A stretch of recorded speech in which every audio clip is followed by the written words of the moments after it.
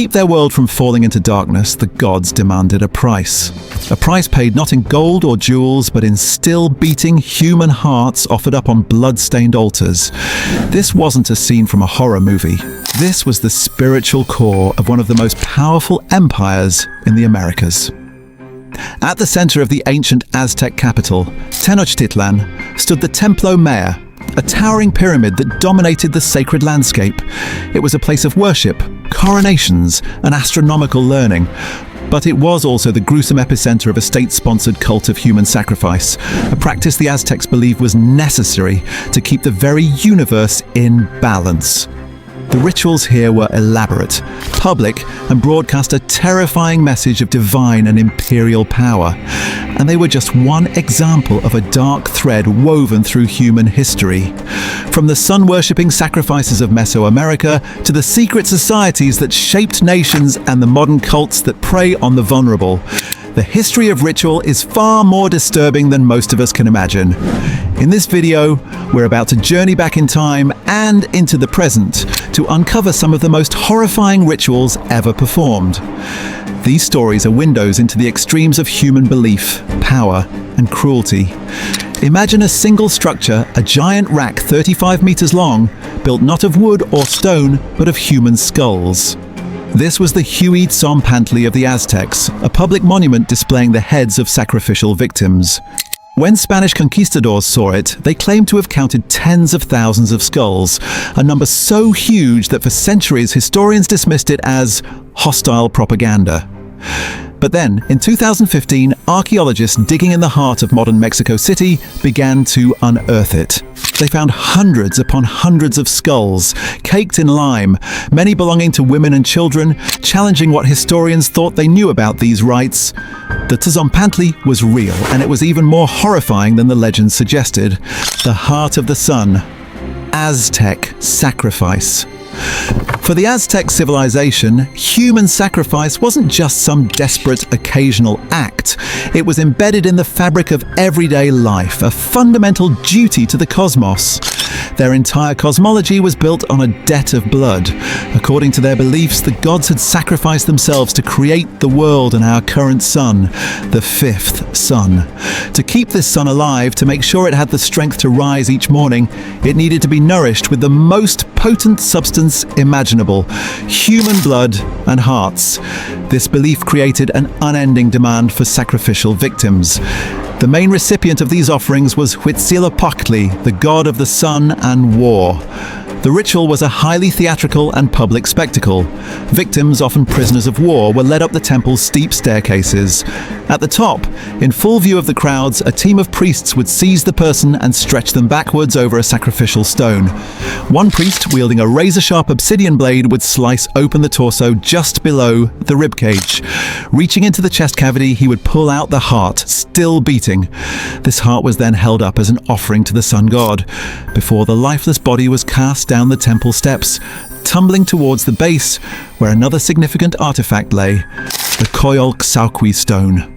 This massive carved disc depicted the dismembered body of the moon goddess, killed by her brother Huitzilopochtli.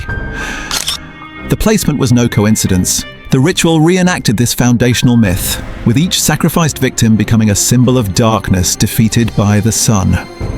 While prisoners of war were the most common victims, they weren't the only ones. The Aztecs practiced different forms of sacrifice for different gods. To honor Tlaloc, the god of rain, children were sacrificed.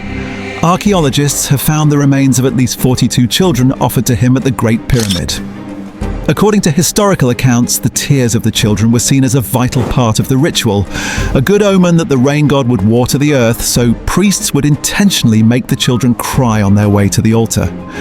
In other ceremonies, like the festival for Zipatotec, our Lord the Flayed One, victims were flayed and priests would wear their skin to symbolize rebirth and agricultural renewal. The scale of these rituals is still debated, but even the conservative estimates are staggering. Some historical accounts claim that during the rededication of the Great Pyramid in 1487, tens of thousands of victims were sacrificed over a 4-day festival. While these numbers are likely inflated, archaeological discoveries confirm a massive scale. Since 2015, over 600 skulls have been analysed from the Huey Tzompantli alone, and the dig is far from complete. These weren't just enemy warriors. Analysis has revealed they belonged to men, women, and children from across Mesoamerica. This practice was more than a religious obligation. It was a powerful tool of political intimidation and social control. For a warrior, providing a prisoner for sacrifice was a key way to advance in the Aztec hierarchy. It was a system where piety, brutality, and political power were inextricably linked, fueled by a constant flow of human blood. Fires of Baal, the infant sacrifices of Carthage. But what if the victims weren't captured warriors or condemned criminals? What if they were a society's own children, offered up by their parents in a fiery ritual? Across the Mediterranean, in the powerful city-state of Carthage, another dark ritual was allegedly practiced, one that has been argued over for centuries: infant sacrifice. Our main accounts come from Greek and Roman authors, the historical rivals of Carthage. They described a horrifying scene: a massive bronze statue of the god Baal Hammon, with arms outstretched over a burning pyre. According to them, parents would place their infant children onto the statue's hands, and the baby would slide into the flames below.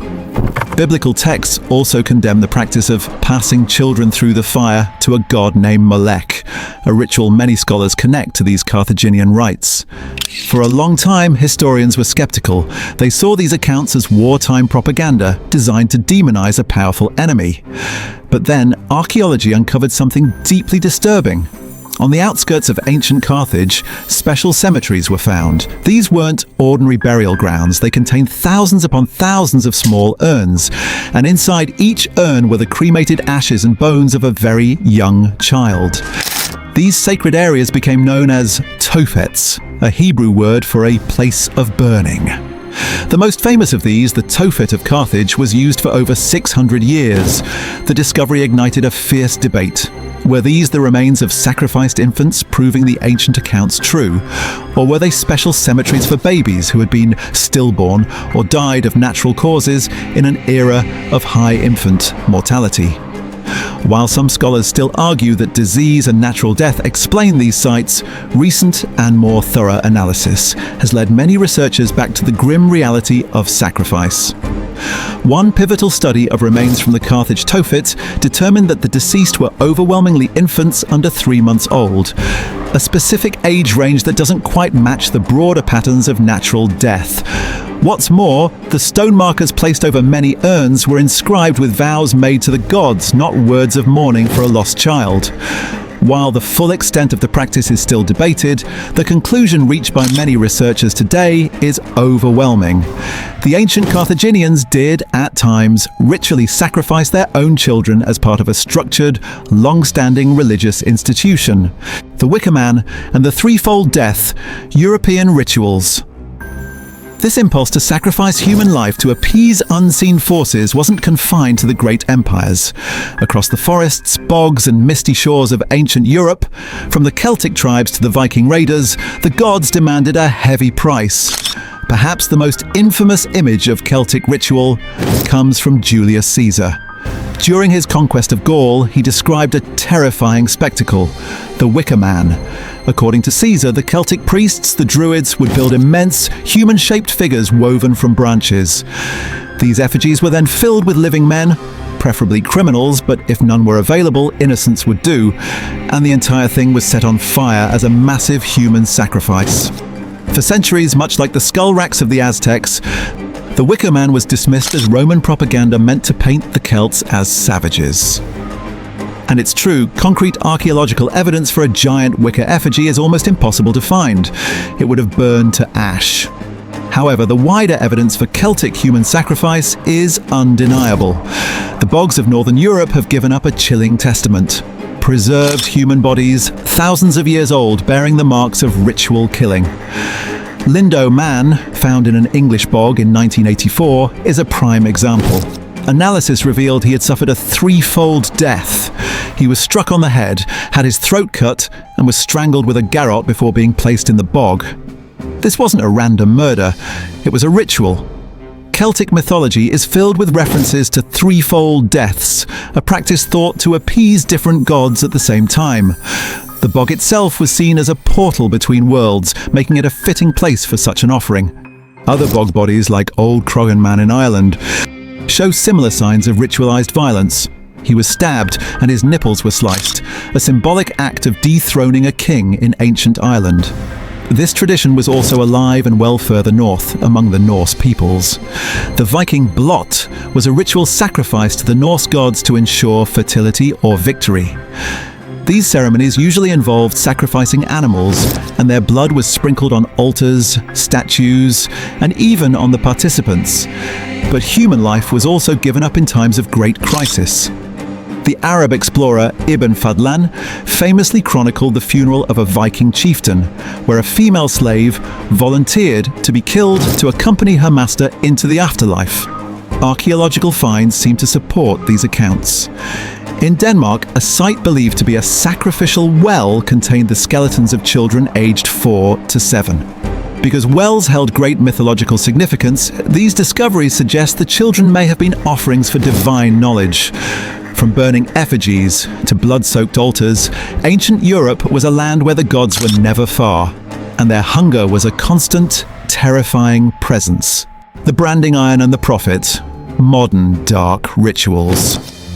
It's tempting to look at these ancient practices, the heart extractions, the infant sacrifices, the burning men, and think we've moved on, that we're more civilized now. But the truth is, the impulse for control and devotion expressed through dark rituals never disappeared. It just evolved, hiding in plain sight, trading ancient gods for charismatic leaders and stone altars for suburban homes. Take NXIVM, a group that called itself a professional development organization. Led by the enigmatic Keith Raniere, thousands of people paid for expensive workshops, believing they were unlocking their potential. But hidden inside NXIVM was a secret society known as DOS, an all-female group structured as a pyramid of masters and slaves, with Raniere at the very top. To join, women had to provide collateral, damaging personal secrets or nude photos that could be used as blackmail if they ever tried to leave. This coercion was the foundation for the group's most infamous ritual, branding. In secret ceremonies, new slaves were forced to undress and were held down by other women. A doctor then used a cauterizing pen to burn a symbol into their skin just below the hip. The process was excruciating. The women were told the brand was a symbol of the elements, but it was actually a stylized design of Keith Raniere's own initials. This wasn't a sacrifice to a sun god, but to the ego of a manipulative cult leader, a permanent mark of ownership disguised as empowerment. This fusion of ritual and abuse isn't unique to NXIVM. In the 1980s, a fundamentalist Mormon splinter group was founded by brothers Ron and Dan Lafferty. They claimed to receive revelations directly from God, a belief that spiraled into extremism. When their sister-in-law Brenda resisted their views, Ron claimed to receive a removal revelation. On a legal pad, he wrote what he said was a command from God to remove Brenda and her 15-month-old daughter Erica. Believing they were carrying out a sacred duty, the brothers brutally murdered both mother and child. The ritual wasn't on an altar, but in a suburban kitchen, and the divine command came from the mind of a man who used religion to sanctify his own rage. And then there's Daniel Perez, who went by Lou Castro and led a cult in Kansas. Perez convinced his followers he was a centuries-old angel who needed to have bad relations with young girls to maintain his life force. This grotesque ritual was just one part of a sprawling enterprise of abuse and fraud. When followers died under suspicious circumstances, he explained it away as a spiritual test, promising they would return from the dead. In reality, he was murdering them to collect life insurance money. The victims in these modern cults weren't offered to gods of rain or war. They were sacrificed for the power, greed, and depraved ideologies of a single person who created a world where the unthinkable became mandatory. The line between devotion and destruction is terrifyingly thin. We've only scratched the surface. From the blood-drenched pyramids of the Aztecs to the branded skin of NXIVM followers, dark rituals have been a horrifyingly persistent feature of human civilization. They're born from a potent cocktail of fear, faith, and a desperate need for control. Control over the weather, over wars, or over the loyalty of followers. These practices, ancient and modern, all serve to reinforce power, whether it's an empire proving its divine right to rule, or a cult leader cementing his authority over his victims. The methods change, the gods are given new names, and sometimes they're replaced by men who claim to be gods themselves. But the darkness that fuels these rituals remains, which leaves one final unsettling question. What are we even now willing to sacrifice? And in whose name? If you want to keep exploring the hidden corners of history and the human psyche, please make sure you subscribe and hit that notification bell. It's the only way to ensure you don't miss our next descent into the unknown in the next video. See you then!